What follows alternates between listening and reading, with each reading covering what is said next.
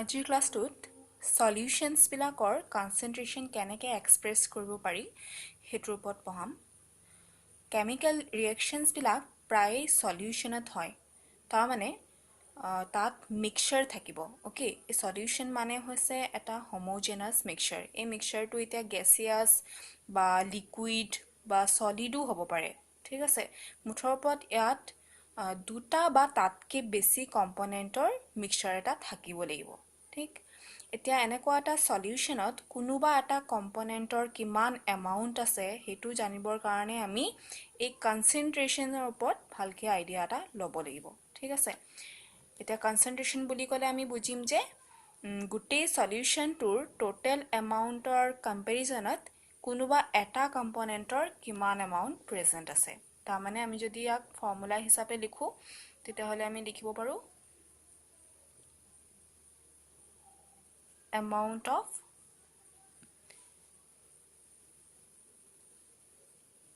one component, মানে আমি যিটো কম্পনেণ্টৰ কনচেন্ট্ৰেশ্যনটো উলিয়াব বিচাৰিছোঁ তাৰ amount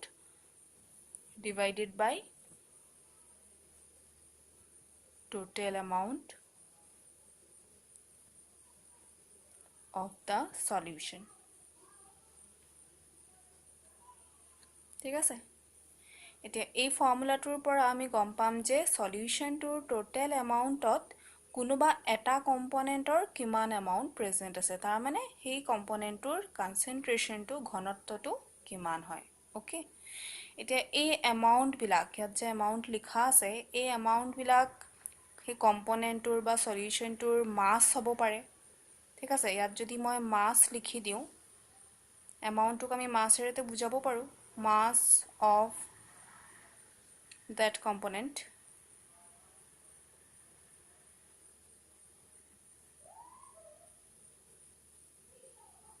mass of that particular component divided by total mass of the solution,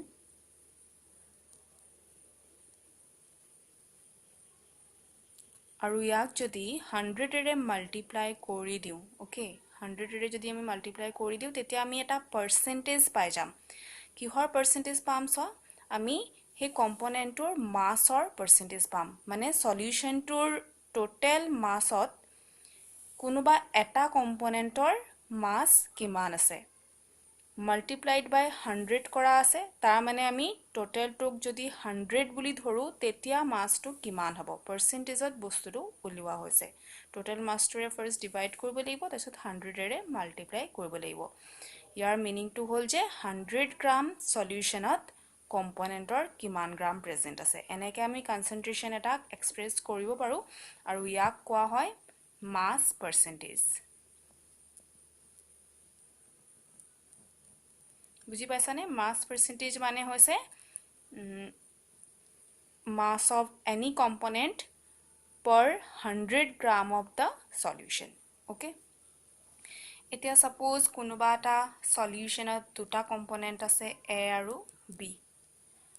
আৰু ইয়াত এৰ মাছ পাৰ্চেণ্টেজটো কৈ দিয়া হৈছে 10%। তেতিয়া ইয়াৰ পৰা বুজিব লাগিব যে টোটেল 100 গ্ৰাম সলিউশনটোত এই এ কম্পনেণ্টটোৰ 10 গ্ৰাম প্ৰেজেণ্ট আছে, কিয়কি ইয়াৰ মাছ পাৰ্চেণ্টেজটো 10% বুলি কৈ দিয়া হৈছে, গতিকে 100 গ্ৰামত ইয়াৰ 10 গ্ৰাম প্ৰেজেণ্ট আছে। তেন্তে বিৰ মাছ পাৰ্চেণ্টেজটো কিমান হ'ব? ইয়াৰ পৰাই গম পাবা, যদি এৰ 10 গ্ৰাম থাকে টোটেল 100 গ্ৰামত বিৰ কিমান থাকিব? 90 গ্ৰাম থাকিব। ডেট মিনছ ইয়াৰ মাছ পাৰ্চেণ্টেজটো হ'ব 90%। অ'কে, তাৰমানে সলিউশনটো এই 10 গ্ৰাম এ আৰু 90 গ্ৰাম বি মিক্স কৰিয়ে বনোৱা হৈছিল, মানে এইটো ৰেচিঅ'ত বনোৱা হৈছে। অ'কে, বুজি পাইছা এইটো মাছ পাৰ্চেণ্টেজটো? ঠিক আছে, এতিয়া আমি নেক্সট আৰু এটা ৱে চাম কনচেন্ট্ৰেশ্যনটোক এক্সপ্ৰেছ কৰাৰ। যদি এই ইয়াত এমাউণ্টৰ ঠাইত আমি মাছ নলৈ নাম্বাৰ অফ মোল লওঁ, চোৱা মাছক আমি নাম্বাৰ অফ মোলতো এক্সপ্ৰেছ কৰিব পাৰোঁ, যেনেকৈ 44 গ্ৰাম কাৰ্বন ডাই অক্সাইড। ইয়াক আমি যদি মোলত কওঁ তেতিয়াহ'লে আমি কম 1 মোল কাৰ্বন ডাই অক্সাইড ঠিক আছে যদি 88 গ্ৰাম কাৰ্বন ডাই অক্সাইড কওঁ তেতিয়া 2 মোল বুলি কম বুজি পাইছা যদি 4.4 গ্ৰাম CO2 কথা কওঁ তেতিয়া ইয়াক আমি 0.1 মোল বুলিও ক'ব পাৰোঁ এইবিলাক আগৰ ক্লাছত তোমালোকে বুজি আহিছা গ্ৰাম মলিকুলাৰ মাছে সদায় 1 মোলক বুজায় এটো ডাবল হৈ আছে সেইকাৰণে 2 মোল এটো ইয়াৰে 0.1% হৈ আছে গতিকে 0.1 মোল আচ্ছা এতিয়া এই মাছৰ ঠাইত যদি আমি নাম্বাৰ অফ মোলক ৰাখো আৰু ইয়াতো যদি আমি নাম্বাৰ অফ মোল ৰাখো তেতিয়াহ'লে আমি বেলেগ এটা কনসেন্ট্ৰেশনক এক্সপ্ৰেছ কৰা বেলেগ এটা ৱে পাম যাক কোৱা হয় মোল ফ্ৰেকশন কিন্তু ই এটা ফ্ৰেকশন হয় ই পাৰ্চেন্টেজ নহয় হে আমি ইয়াত 100 টো নিদু ঠিক আছে মানে মোল ফ্ৰেকশন মানে হৈছে সলিউশনটোৰ total মোলত total number of moles of solution ইয়াত মানে কোনোবা এটা কম্পোনেন্টৰ number of mole কিমান number of moles of one component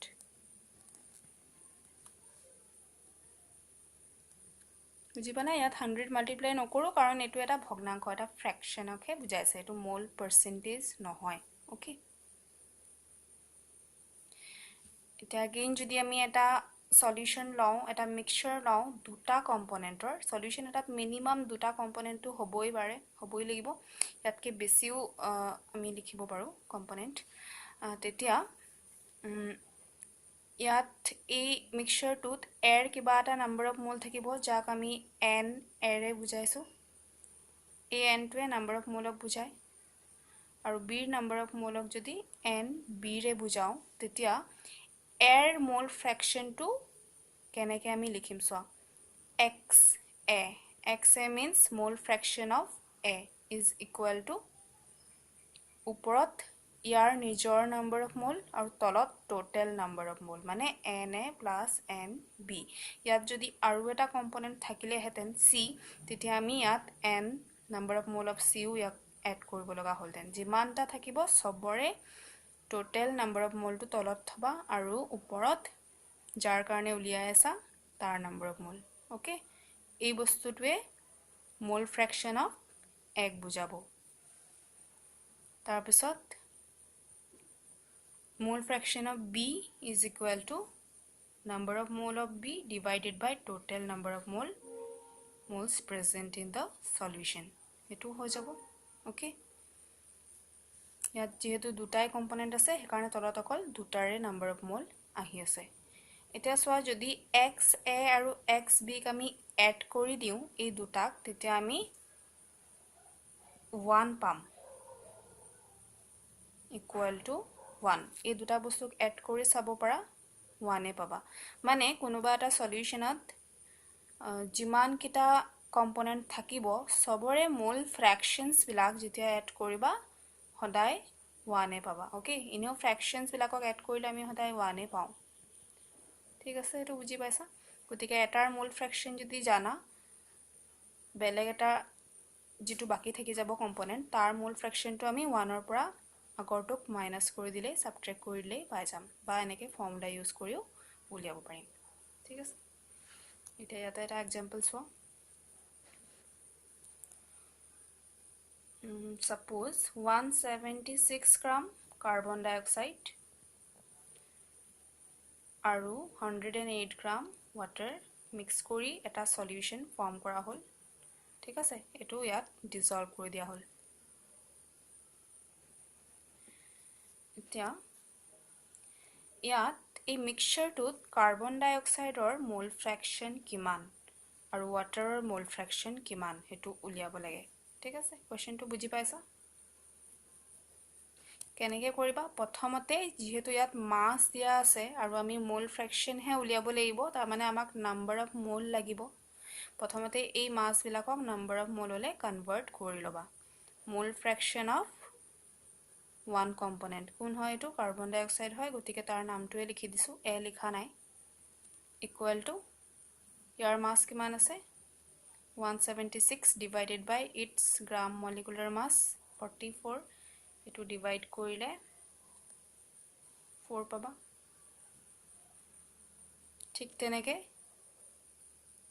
H2O number of mole of H2O 108 divided by gram molar mass of water 18 equal to এটো পাবা 6 mole এতিয়া আমি number of mole বিলাক পাই গৈছো নেক্সট আমি কি উলিয়াম মোল ফ্ৰেকশন অফ কাৰ্বন ডাই অক্সাইড x CO2 এটো ফৰ্মুলা মতে বহুৱাই দিব লাগিব ইয়াত কি আহিব number of mole of CO2 divided by total number of mole মানে কাৰ্বন ডাই অক্সাইড আৰু ওৱাটাৰৰ দুয়োটাৰে নাম্বাৰ অফ মোল বিলাক আমি এড কৰিব লাগিব এতিয়া এইবিলাক বহুৱাই দিলে 4 আহিব তলত আহিব 4 plus 6 that means 4 by 10 এটো আহি যাব 0.4 ওকে মোল ফ্ৰেকশনৰ কোনো ধৰণৰ ইউনিট নাথাকে যেহেতু ই এটা ফ্ৰেকশন হে হয় আচ্ছা এতিয়া আৰু বাকি যেটো কম্পোনেন্ট থাকি গৈছিল ওৱাটাৰৰ মোল ফ্ৰেকশনটো মই ফৰ্মুলাৰ মতে উলিয়াব পাৰিম মই কি কৰিব লাগিব ওপৰত number of mole of water ৰাখিব লাগিব আৰু নহলে মই শৰ্টকাট কৰি 1 minus 0.4 কৰি দিলেই ওলাই যাব x H2O is equal to 1 minus mole fraction of carbon dioxide এটো মতে কৰি আছো যেহেতু দুটা এড কৰিলে আমি 1 এ পাম গতিকে 1 ৰ পৰা সাবট্ৰেক্ট কৰিলে জি ওলাব হেতুৱে হ'ব ওৱাটাৰৰ মোল ফ্ৰেকশন 0.6 আৰু তোমালোকে এনেকে ফৰ্মুলাত বহুৱাই কৰিলেও দেখিবা যে 0.6 এ ওলাইছে ওকে বুজি পালা এটো এতিয়া কোৱেশ্চন এটা আছে তোমালোকৰ কাৰণে